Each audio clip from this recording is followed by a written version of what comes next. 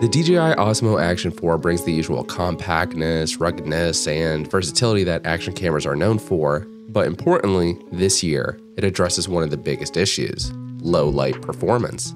With its larger 1/1.3-inch sensor, it outperforms both its predecessor, the Action 3, and its direct rival, the GoPro Hero 12, in challenging lighting conditions. And even though it's obviously not going to be a miracle worker after sunset, the Action 4's ability to maintain lower ISO results in less noisy footage and more retained detail. Now, even though the Action 4 actually downgrades from 12 megapixels to 10 megapixels for its stills, its images are still usable and occasionally impressive, but it's certainly not going to be the best choice for extensive editing or cropping. Instead, the Action 4 is focusing on its video performance with some very important updates.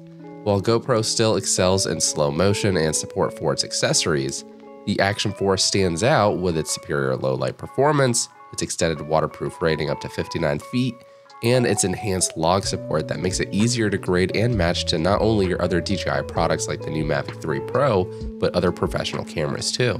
Again, it's not going to outdo the GoPro Hero 12 in a direct specs comparison, but for those seeking a more well-rounded camera that has a focus on video quality in the 16:9 format, and less of an emphasis on its slow motion with 240 frames per second, then the Action 4 is still a very strong contender. Now, speaking of specs, if you want to know more of the key differences between the Action 4 and the GoPro Hero 12, if you want to follow along with my full written article, I highlight many of the disadvantages and advantages of the two models, which should help you decide which is better for you. Now, just as with everything in 2023, the DJI Osmo Action 4 starts at a higher price, now at $399, which is a rather significant 25% increase compared to its predecessor, the Action 3. This new pricing aligns now with the GoPro Hero 12, eliminating that price advantage that it once had. I assume with its fourth update and its increased reputation in the market, DJI felt that it no longer needed to undercut the competition by price in order to have that same level of playing field. You could upgrade to the Adventure Combo, which is priced at $499. This bundles a 1.5 meter extension rod, 2 extra batteries, and a battery case that can hold and charge up to 3 batteries. Sadly, DJI doesn't actually include a tripod foot or handle in the box, so you'll need to buy or own one already if you want to use this as more of a tripod setup, for which it actually unlocks a lot of shooting potential with this little camera. I just happen to have a perfectly sized one from my Zhiyun Smooth 5 camera gimbal, so that did just the job. Now, even though its one battery can keep the Action 4 running for a very long time, it's worth considering one of DJI's other combos if you plan on recording for extended periods, where you'll save a bit by buying the combo with the extra batteries as opposed to buying them individually later.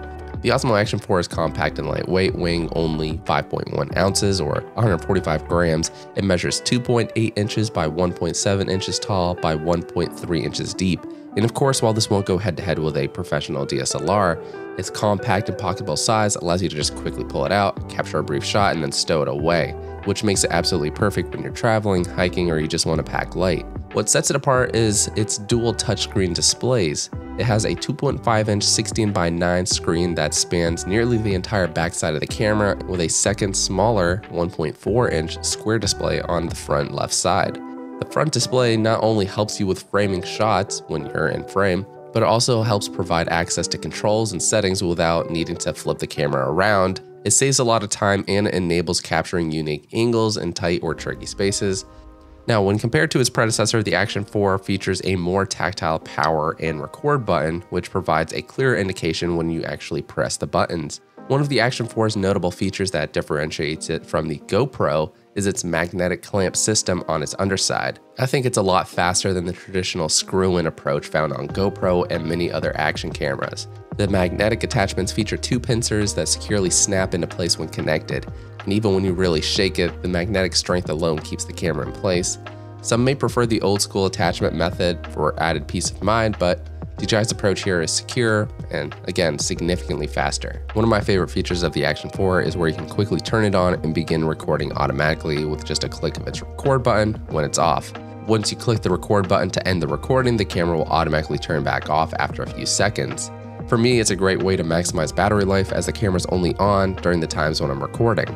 Sure, you might occasionally miss a shot or two during the power on and off cycles, but for the most part I found it fast enough for what I was shooting, and it was well worth the battery savings.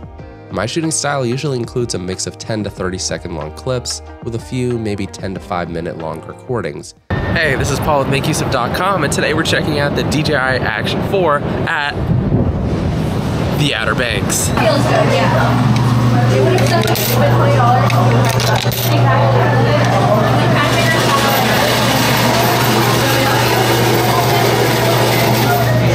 Ready? Yeah.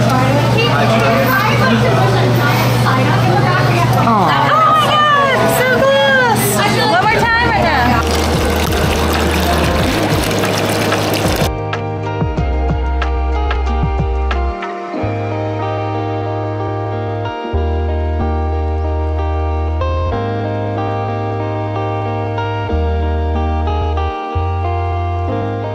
In my test, I primarily shot in 16:9 at 4K at 60 frames per second, or I would switch over to 4K 120 FPS if I wanted slow motion.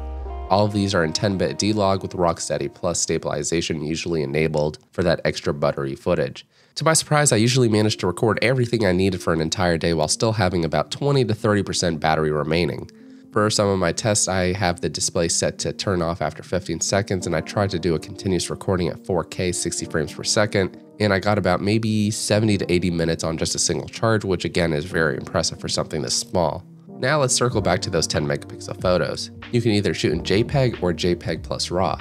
Now when we compare it to most modern phones and compact cameras which are capable of shooting in 16, 24, or even 48 megapixels, the 10 megapixels of the Action 4 might make you reconsider the type of photos you take with it. Now that said, for 4K video, you only need about 8 megapixels. And similar to the $3,000 Sony a7S III, which only has 12 megapixels, the Action 4 is prioritizing a larger sensor over higher megapixels to maximize the light intake. While you can still capture vibrant photos with ample room for editing, especially with its RAW format, where you can recover the highlights and shadows pretty well, you're not going to enlarge your images or pixel peep. Otherwise, you're going to notice a lot of detail loss. The Action 4 has an ISO range between 100 to 12,800, however, noise starts to become more noticeable after about 1600. And for the most part, I would consider anything beyond 6400 pretty messy and not really usable. By taking this further, and unlike its predecessors, the Action 4 lets you adjust the noise reduction and sharpness levels for even more control over your final image. Now it's that low light performance where the Action 4 truly shines and leaves its competition in the dust. With its larger 1/1.3 inch sensor, which is over 25% larger than the 1/1.7 inch sensor found on the Action 3, it allows it to capture more light, resulting in cleaner, more detailed images in low light conditions. And while the camera did do a relatively good job up to sunset, walking back, it was only in the parts where there were lots of bright buildings or lights that the Action 4 managed to keep its ISO cap to a reasonable level and in turn capture footage that I would consider usable in my opinion. But aside from just letting things look brighter, if you weren't aware, these smaller action cameras heavily rely on electronic stabilization, which does depend on the amount of light in the scene. So in comparison, the Action 4 is better able to capture stabilized video in dimly lit environments before things start to fall apart and become wonky. Again, this is still an ongoing constraint of what a small camera of this size can do, but it shows a significant step up from its previous models. While both the Action 4 and the GoPro Hero 12 can shoot at 4K 120 frames per second, which for the most part is all I need, it's when you want extra slow motion of 240 frames per second that the GoPro takes the lead, as it can shoot at 2.7K, whereas the Action 4 is limited to 1080p, which is going to be noticeably less detailed. So while I don't really need more than 120 frames per second, if you find yourself using 240 frames per second, that's where the GoPro Hero 12 may be the better choice. But for me personally, I find its color grading more than makes up for this limitation. The Action 4 has two color profiles standard, or D-Log M. However, if you want a little bit more control over your edit, D-Log M increases the color sampling from 8-bit to 10-bit and applies lower saturation and contrast to the picture. So when you combine it with its larger sensor, this enhances color depth and dynamic range dramatically. Together, this can help you retain details and highlights, such as bright clouds or evening lights, and your shadows will be cleaner.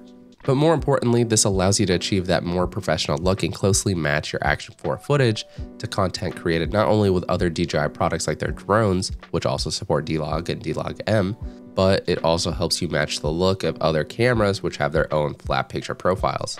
Now, even though GoPro has its own flat picture profile, which they call G-Log, it's not as desaturated as DJI's D-Log-M, which for a lot of people makes it harder and not as convenient to work with. So from my test, the DJI Osmo Action 4 stands out in the action camera market with its superior low-light performance and that 10-bit D-Log recording. While it may not match the ultra-slow motion capabilities of its GoPro competitor, the Action 4 offers a more, in my opinion, well-rounded package, which for me, and probably you as well if you have a similar shooting style, makes it the better choice if you prioritize color grading and having a more seamless integration with other cameras. So thank you again for watching this review. Let us know your thoughts on the Action 4 in the comments down below. This has been Paul with MakeUseOf.com, and until the next one, we'll catch you later.